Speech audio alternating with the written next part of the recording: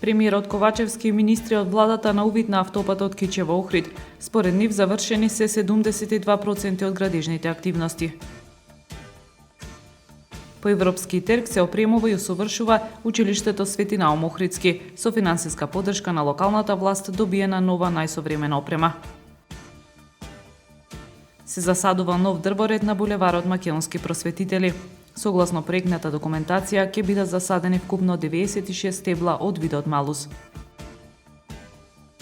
ГРК Охрид утре го пречекува Куманово оптимизам за нови 3 бода. Градоначалникот Пецаков оствари средба со младиот каратист Наум Јаковлев.